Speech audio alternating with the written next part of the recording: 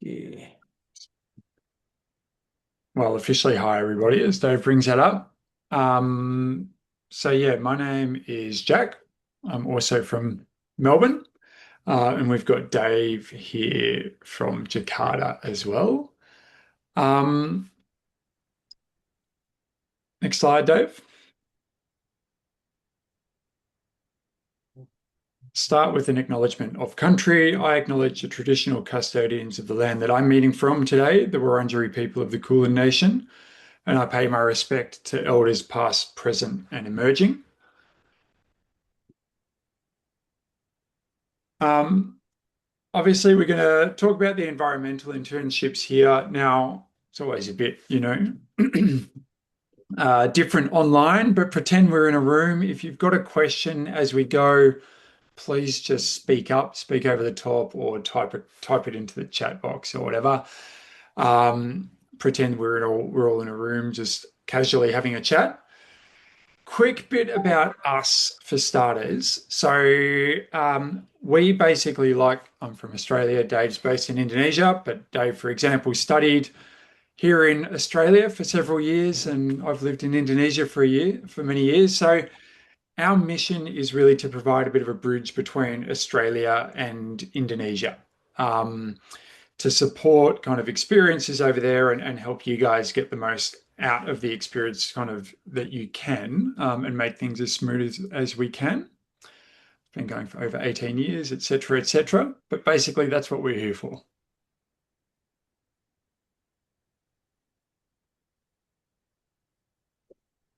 Okay, this program in Think Lombok and Sumatra, you're going to play the video. yes. All Let right. me know if the sound comes through, yeah, Jack. Not sure if it will.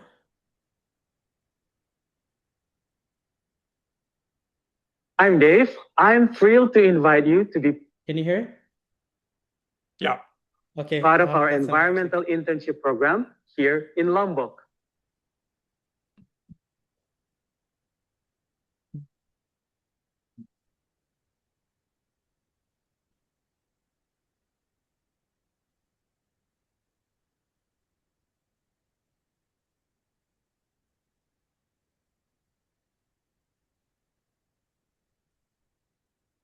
No sound now, Dave.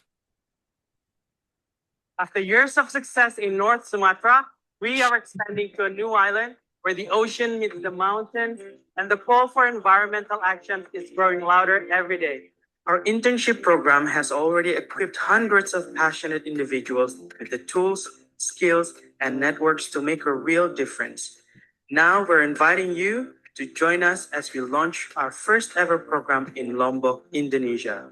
Lombok faces unique environmental challenges from coral degradation to plastic pollution, yet it's also a place of vibrant culture, deep community ties, and untapped opportunity for change.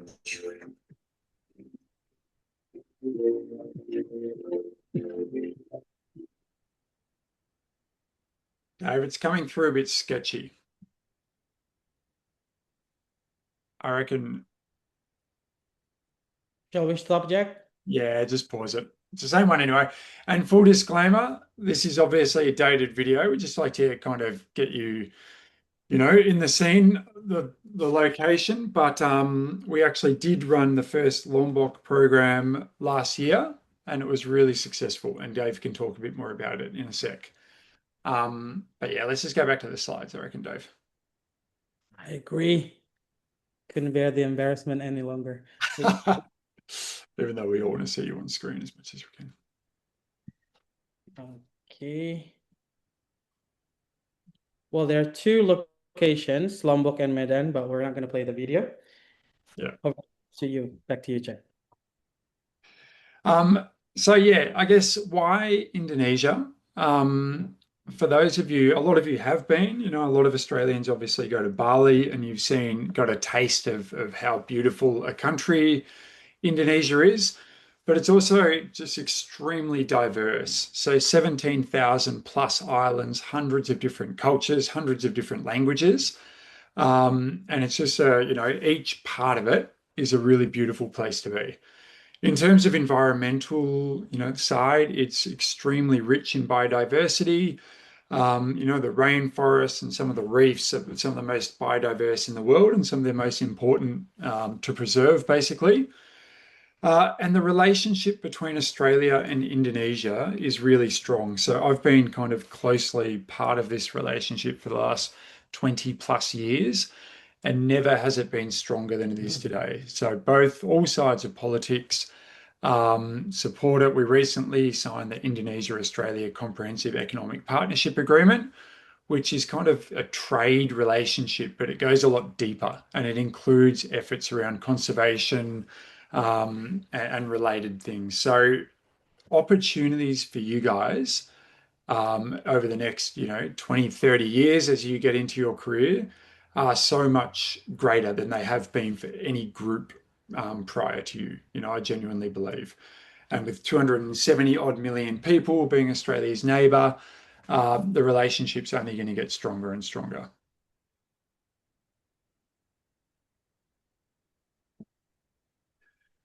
The aims of this program, the reason we kind of set it up is to provide a holistic understanding of key conservation issues in the region. So it's not just a one-sided thing. We intentionally try to really get you to understand what is an extremely complicated environment, ecosystem, with so many different players from all different angles, but to really make a difference and make an impact in this area, you really need an understanding of that. So that's the goal of this program. Obviously, in the 4 weeks that we've got, we make as much of an impact on that as we can.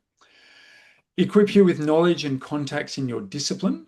So we hope that the skills that you gain will be transferable to your career, no matter if you're based in Australia or wherever you are. But you'll also get a lot of contacts that you can draw on as you enter into your career, both professionally and also the other people that you're on the program with, who will come from all over Australia. Develop a deep understanding of Indonesian culture and acquire transferable intercultural working skills. So you'll obviously work alongside Indonesians, and the problem solving that you'll do and everything, and some of the workshops that we've got are really aimed at strengthening those skills and make real and lasting friendships.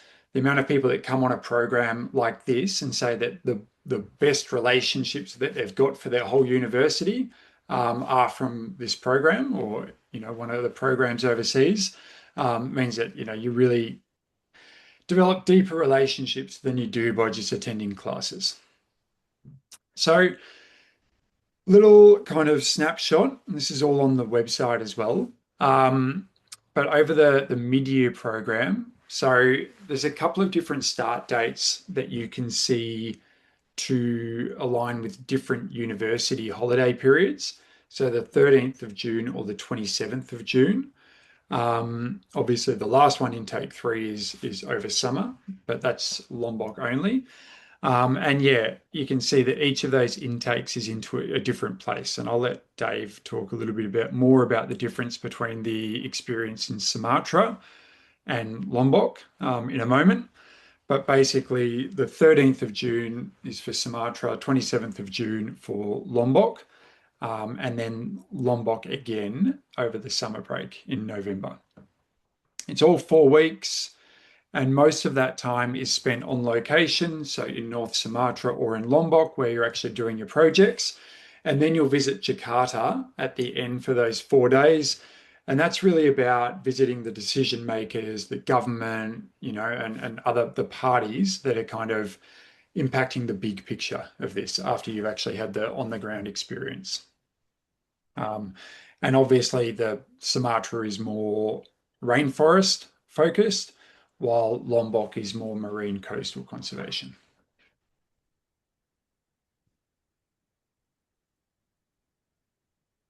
Cool. Do you want me to take over, Jack? Yeah, go for it, Dave. Um, Before I continue, can I have a show of hands of those who've been to Indonesia or maybe have been to Lombok or Sumatra even? Or is everyone pretty much new to Indonesia? You can type in the message or you can unmute yourself. I can't see the messages, Jack, so let me know if anyone's answered. Wait, I see people typing in. Yep, Grace has. Imogen has been to Bali, Hannah's been to Indonesia. So that's good. So you've had an introduction to Indonesia.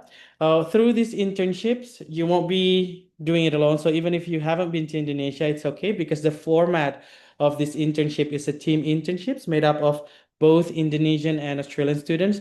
So in both locations, in Medan, you will partner up with the University of North Sumatra student, and in Lombok, you will be partnering with students from Universitas Mataram.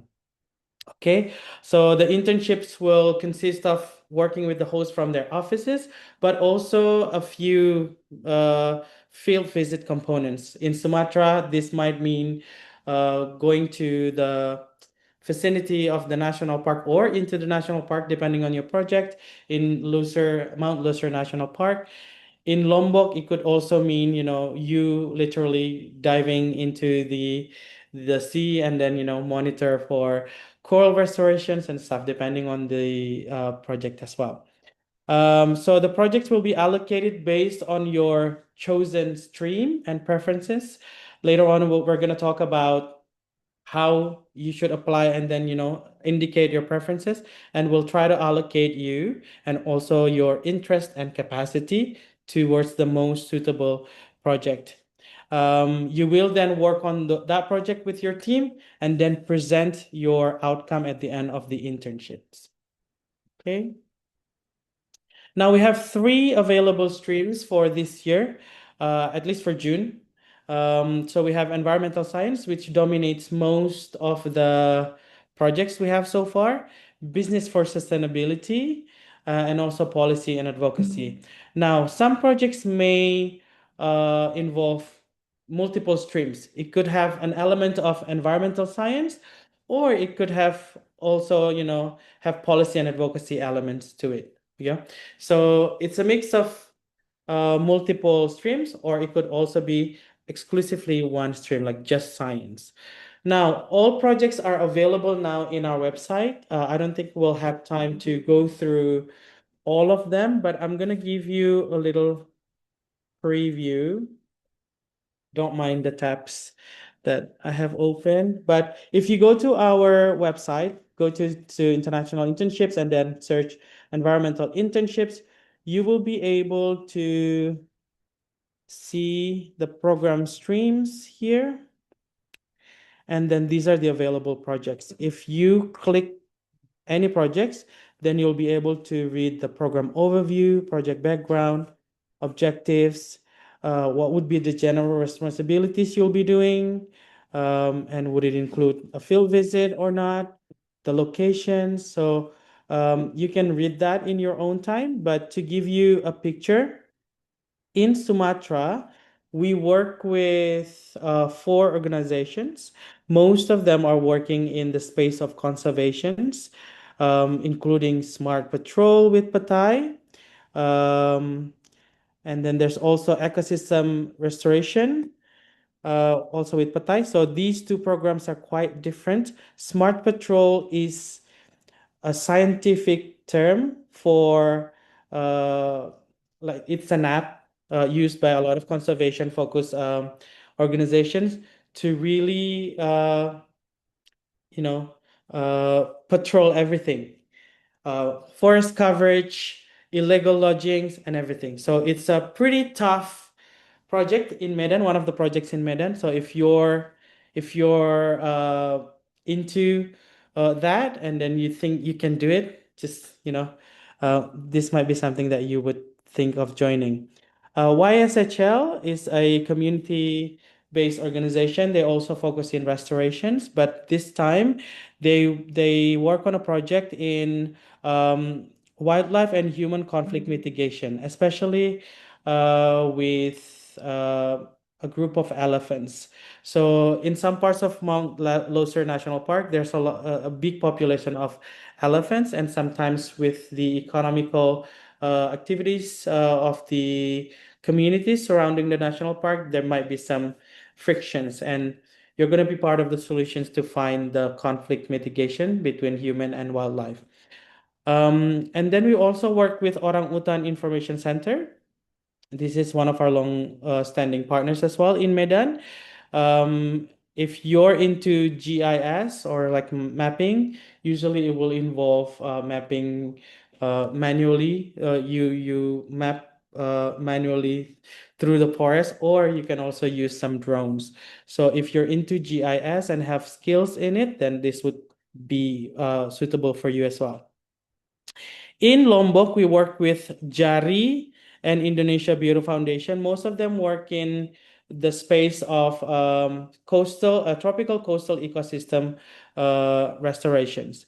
JARI Foundation has worked with us for the first round back in November, and you'll basically be continuing the projects of the previous interns. You will be developing a snorkel trail for marine education and biodiversity research. That's with Jari. The location of the project would be somewhere in the eastern part of Lombok, with the Strait of Sumbawa, if you're familiar with it. And then we work with Indonesia Bureau Foundation. This is also the same project as the last year, a continuation of the project. Last year, they did coral monitoring and restoration. So to be included in this project, you would have to have an open water diving certificate. Otherwise, you won't be able to join. And then in addition to doing the coral restoration, you would also be involved in the development of the coral AI program. I think they call it a biotic benthic composition. Pretty advanced, pretty busy. Yeah, if you're interested in that, definitely look it up. And then we also work with the local university in Mataram, UNRAM, with the Faculty of Agriculture. So they have three study programs, and all three of them are keen on hosting students. One of them is in aquaculture industry. So if you're interested in aquaculture, like fisheries, you can do that as well. Um, and then with marine science, you will be researching about microplastic pollutions, marine plankton, and sediment. And usually it will be in the west coast of Lombok. And the last one is with forestry. So this is for community forestry. So one of the functions of the forest could be used for the economical purposes for the community and also for medicine. So your job would be to part of the development program for resilience through sustainable agroforestry system. And I don't know if you are across with the news a few years, maybe a decade ago, I think in Lombok there was a big earthquake, and then Lombok was heavily impacted, and this is part of that um, program post the earthquake. So that would be the stream for environmental science. For business sustainability, we work with three um, hosts. So UNRAM, that food resilience for the agroforestry is one of them with UNRAM. And then in Medan, with OIC, you're going to be working with a women-led enterprise. So still in the vicinity of the national park, there's a group of women who are, producing products from the local commodity, and your job is to help them develop the business while still maintaining the concept of environmental principles. And then Pilar Foundation is in Lombok. This is also a continuation of their project last year. You will be working with a group of women as well. But their social enterprise is in creating furnitures from rattan, and they work with the local artisan in Praia, so close to the airport of Lombok. So that would be another project you can consider. With policy and advocacy, we work with two organizations. In Medan, we have Walhi. Walhi is the largest local environmental activism group in Indonesia. and in Medan they have a chapter. They're pretty vocal about environmental issues. And so if you have a background in international relations or international law or law, this would be suitable for you as well, because you will be comparing policies in Indonesia and Australia, and the goal is to strengthen the advocacy and public awareness in Medan. With IBF in Lombok, it will be about permaculture and community engagement. They have their own permaculture lot or land plots. Um, and they usually involve the surrounding community to learn about permaculture, but also to develop policies in the village level to build food security and resilience with that small surrounding communities. So those are some of the projects that you can explore. So if you're wondering where to find the details, just go to international internships and just search environmental internships. Okay. If you have questions, let us know. You don't have to wait until I will finish presenting, but you can type in your question or, raise your hand and unmute yourself. Okay. I just had a question. Yes, Hannah. Just about the last one, the IBF permaculture and community engagement. Where was that located? Because it says on the website Medan, Oh, no, Sumatra, but not is it in, actually in sorry. Lombok?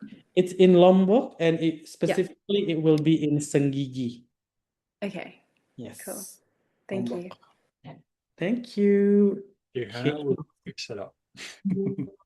Thanks for spotting that mistake, Hannah. That's okay. So in both locations, these are some of the activities that you will go through. Upon your arrival, either in Medan or Lombok, we will have orientation weekend. You'll get intercultural workshop. We'll take you around the city of Medan and also Mataram, and then you'll go straight to working with your host the next days. In Medan, we will take you to the national park, Mount Lucer National Park, and take you trekking, jungle trekking, and also uh, river tubing. And then you'll have the opportunity to see orangutan in their natural habitat in person. I've done it a couple of times with the group, and it was magical. In both locations, you'll also visit the universities. So USU in Medan, UNRAM in Mataram, and you will hear from the local academics about certain environmental issues. In Medan, I think it would usually be about responsible um, palm oil plantation practices, because Indonesia is the world's largest palm oil producer, and it's a controversial topic, but you will be able to hear from both sides. In Mataram, you'll hear about coastal environmental issues. Last time we talked about illegal fishing with shark.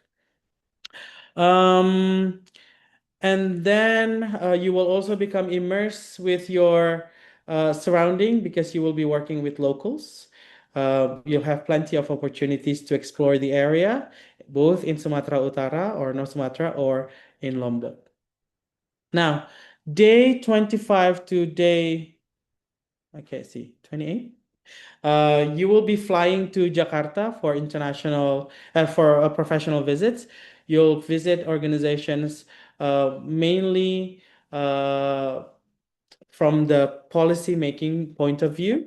So you have both perspectives. The grassroots NGOs where you've been working with in either Medan or Lombok, and then you'll have the policy making overview when you're in Jakarta. It could be NGO, it could be environmental consultants, it could be government bodies.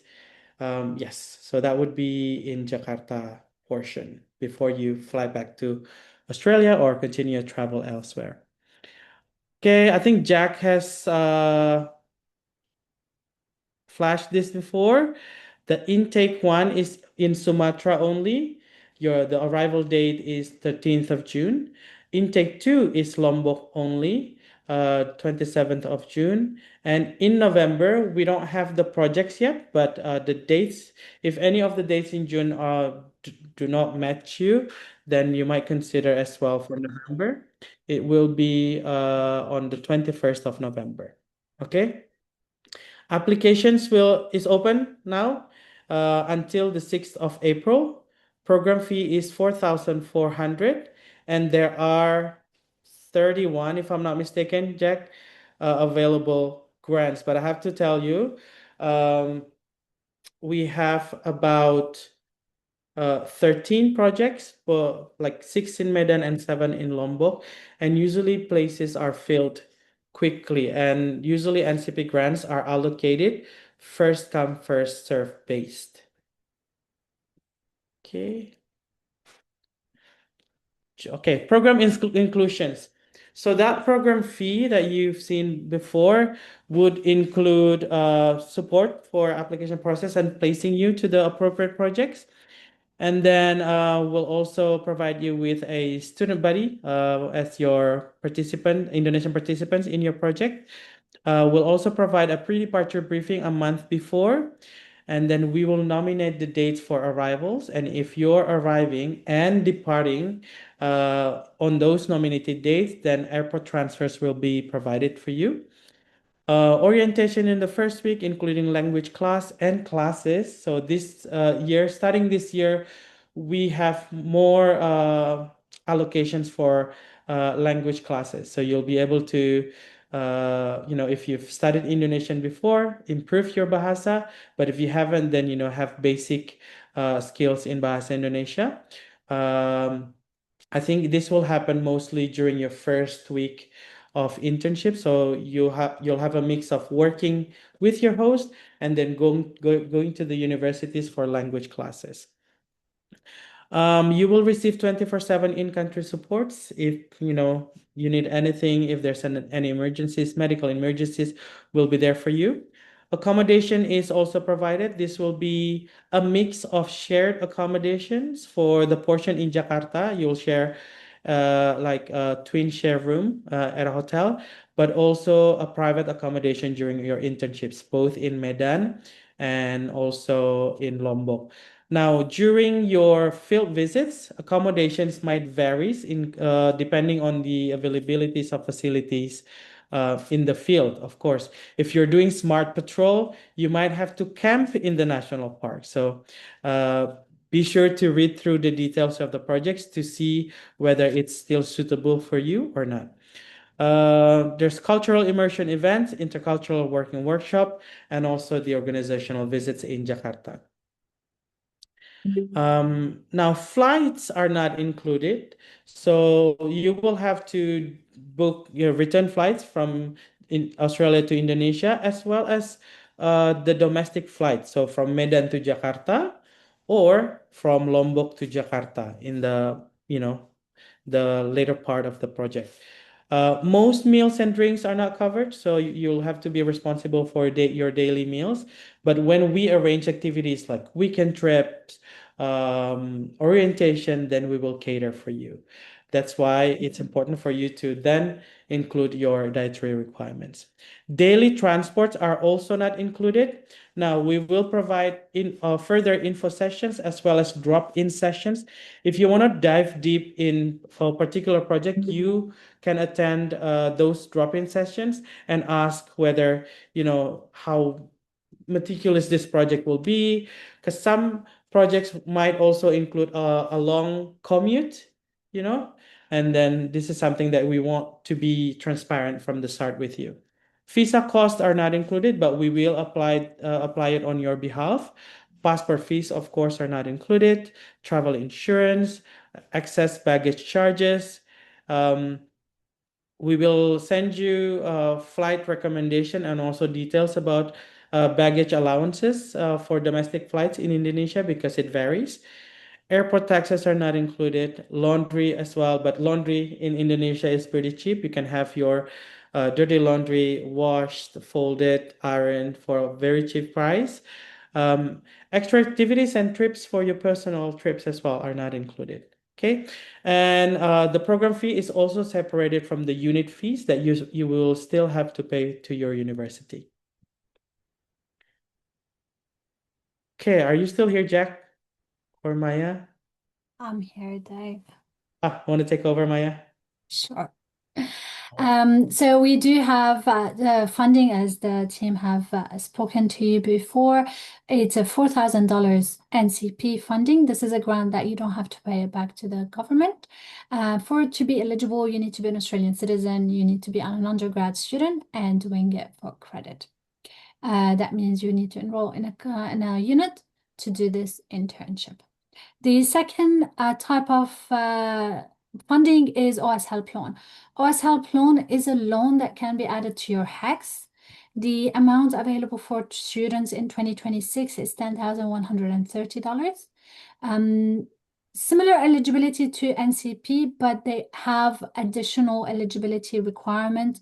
Every single university have a page on OS Help Loan with their criteria eligibility, and they have also the process of how to tap into that or apply for these loans. So make sure you head to your university, click on OS Help Loans, and then talk to your university about it, and then they will guide you through that process. Thanks. Next. Application. So you can apply through the Get Started button, which is like, I think it's called Book a Chat at the moment on our website. So you just click on that button from our website page, put an application through, which is a very simple one, your name, university, interests, CV, if you have one ready. And then you can book a consultation. We are, as Dave just mentioned, we are going to do drop-in sessions. So you don't have to book a consultation. You can come to there's three drop-in sessions. One of these three. So one will be on the 5th of March, which is in 2 days. It's at 4:30 Melbourne, Sydney time. We will be sending everybody after this meeting an email. Everybody who registered for our info session will get an email with the links and the dates. The second one is on the 10th of March. It's a morning one, which is at 10:30.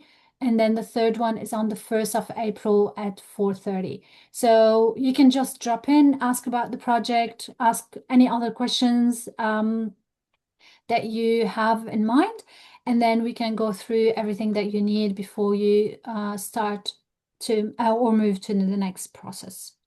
Some students have already booked their consultation and completed that. You don't have to come to the drop-in session unless you have additional questions. But everybody is welcome to come to these drop-in sessions. If you can't make one of these 3 drop-in sessions, by all means, you can always book a consultation or email us at info@internationalinternships.com.au and request to have a personal or another consultation. Once we receive everybody, we will allocate projects. But at the beginning, what we're going to do is we're going to send you a link to our portal with your preference, like the 3 top preferences of projects. Where in your portal will start registering yourselves. You put your dietary requirement, your information, but also you will have a contract there and an invoice for the deposit invoice, which is at $200. Please make sure that you read your contract, the terms and conditions, the cancellation policy. And if you're happy with all these information, you can sign the contract, pay your deposit. Your deposit is $200, which is part of your program fees. Once you pay your deposit, if you need to refine your CV, we'll let you know. Otherwise, if you have provided it at the application stage, that's perfect. If not, we'll ask you to provide it to us. Next. Yeah, I would also like to add, in addition to the CVs for specific projects, if certificates are required, you may also include them in advance. The question about can you get the link without having a meeting with us? Yes. What you can do is what we need to provide you with the link is actually your options of preferences, like the projects. So all you have to do is send us an email If you know which project you want to do, give us 3 options. Order them in your preference order, because we will try to allocate you your first or second preference at most. And then we will put that in your contract in the link of your portal. So if you have no questions, you don't want to attend any meeting, that's fine with us. All we need is your preferred projects so we can actually create that link on our portal, and then you can start your registration. The placement process will begin as in I will allocate projects once we start receiving the application. Usually, in most cases, we will wait until the deadline to allocate projects. But once we start seeing that the projects are being filled, we might start allocating them and closing projects as application comes through. So if a project is closed, we will update it on the website as full, if that happens before the deadline. The next step is, once we have everybody on our portal and we know which project they're going to be doing, you're going to be invited to a WhatsApp group for this intake and also for your group. And then you'll get your confirmation of internship, where we can use that. Usually you use that document to complete a process with your university. So to get your will form completed. Some of the university have their will form into 2 stages. That's fine. Just send us your will form. We'll complete our part and send it back to you. The final payment will be paid probably a month before your travel. So depending on your start date, will be paid a month before. Some university will pay it to us directly. Some university will pay it to you guys. So we will manage that and let you know. We don't expect you, if we know that you're getting an NCP, we will let you know when you need to pay your final invoice. We'll try to match up the due date based on your receiving your NCP first. Then you start preparing for your program. You book your flights, get us all the documents to book your visa, pay your visa, and then you join us in, I think that was the last step in the next slide, is to join us in Indonesia. Oh, sorry. Yes, pre-departure briefing. We'll organize one, and then you can come to the pre-departure briefing, ask any remaining questions, and then travel to Indonesia. For the email that you need to confirm or any questions that you have, you just need to email us. This is the email. It's info@internationalinternships.com.au. I think it is on our website in the steps of the application, but if you can't find it, it's very easy. It's just info at thanks, Upi. She just put it in the chat box for everyone if you want to copy it. So if you want to talk to us, if you have any additional question and you cannot make the drop-in session, if you just want to provide us with your preferences so we can add you to our portal, just email us to this email address. I'll open the floor for questions. Yes, this is your chance while you still have us here. Has everyone considered both locations, or is it mainly because of the dates? What's your consideration? We are also curious to know.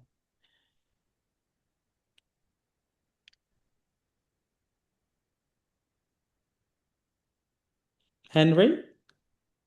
I'm gonna start calling people's names. I can tell you there's no right answer for Lombok or Sumatra. The rainforest is absolutely amazing, but so is the coast. So I don't know which one I'd go. Is there a date when decisions will be made for who can attend? It's probably over to you, Maya. Process. Yeah, so it's everybody is welcome on our program. It's just if a project has been full, every project will have a capacity, and once we reach that capacity of students, then we will close it and then move on to the next one. What will happen is we will wait to the deadline. Most probably we'll wait for the deadline unless we have heaps of application coming through. But there is a deadline, was it 13 April? What was it, Dave? The Six. application deadline, Yep. 6th of April.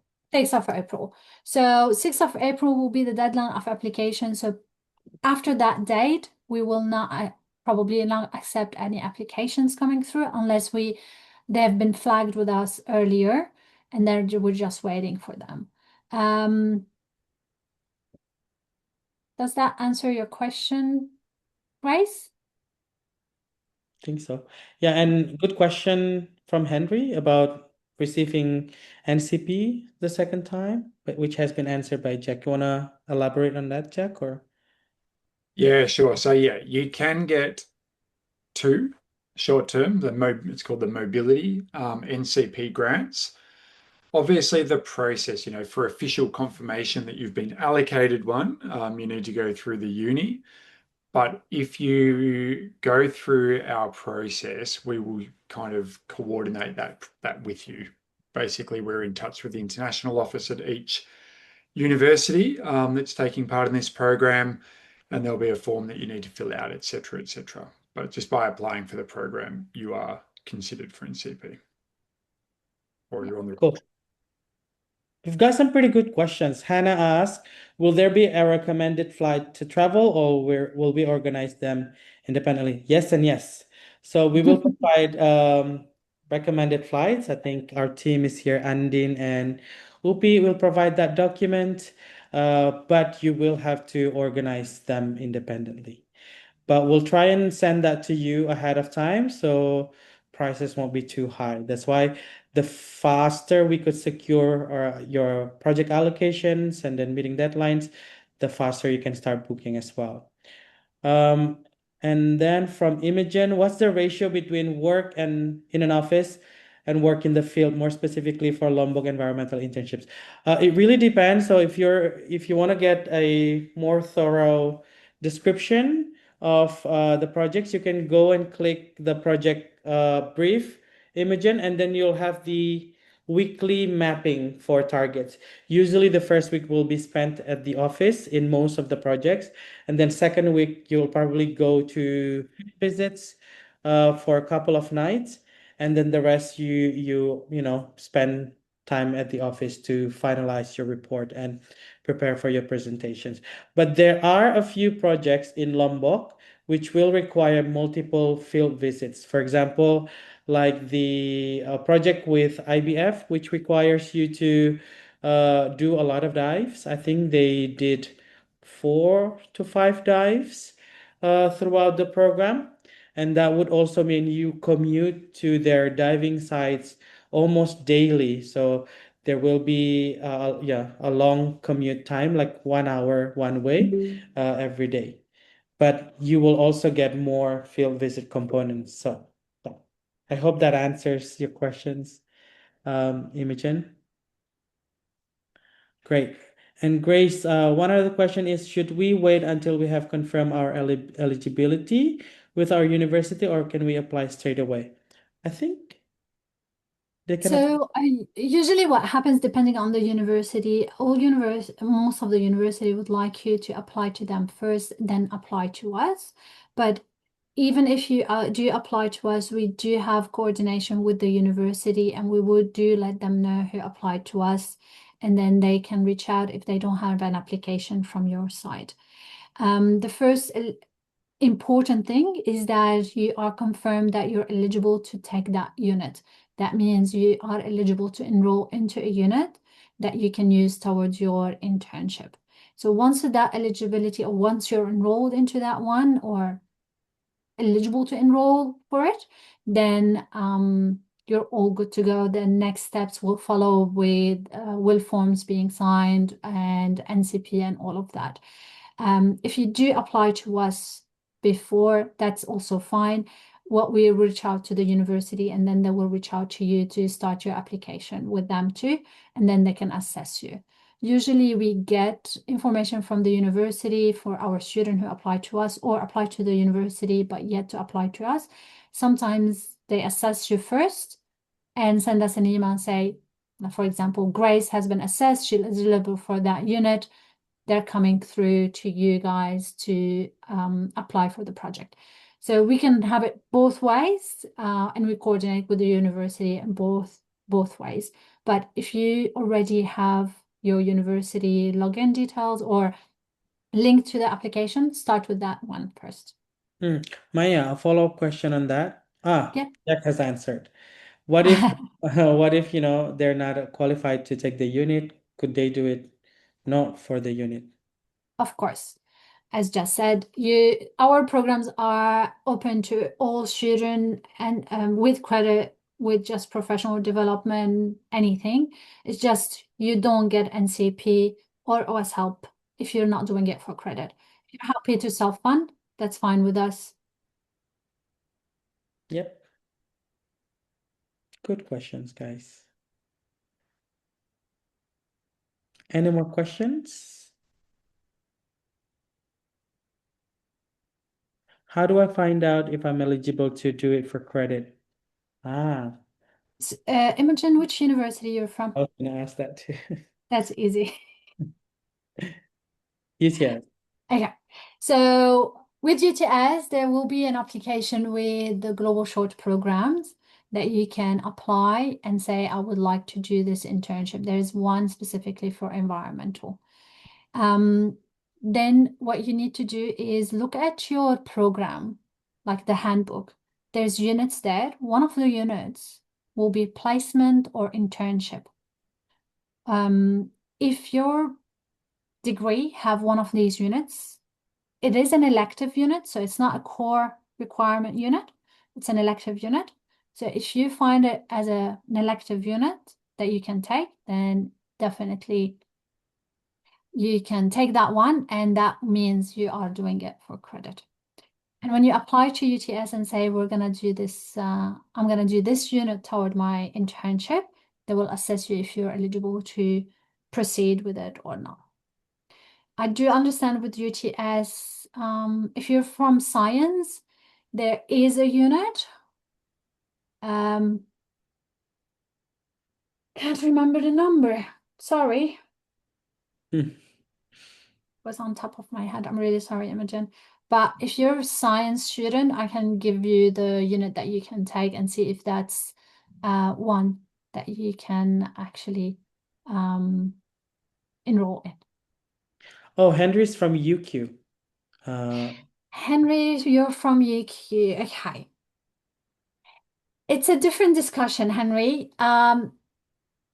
Yes and no. You can take this program, but at the moment, NCP is not approved for this program. It's just because it's happening either in Medan or Lombok, and the NCP approved for UQ is Jakarta. Doesn't mean that you can't get an NCP, but it needs an additional step that we need to take with NCP if you're interested in this program. So what we are doing for UQ is we're collecting which university, which unit you want to do and how many students from UQ wants to do it. We'll coordinate with UQ, and if they're happy for us to communicate with NCP and change the location, and if NCP approves that change of location, then you will get an NCP. Otherwise, you can definitely come on the program as a self-funded student, and even though you don't get NCP, you might get us help loan for it. And we do have other programs for UQ, but not in these two locations at the moment. So for example, UQ, if you're interested in environmental, we do have a program called environmental management. That's a longer one though. It's not 4 weeks, but definitely, as they've said, it's not in Medan or Lombok specifically. But look, just email us, let us know which programs you're interested in and or the location, and then we'll try to sort it out with UQ. You're Cool. welcome, Henry. Thanks. Any questions from your side, Jasmine? Nope. Ah. You just perfect. Okay. Thanks everyone for attending today's info sessions. Please help spread the words to your friends as well who might not be available to attend the session today.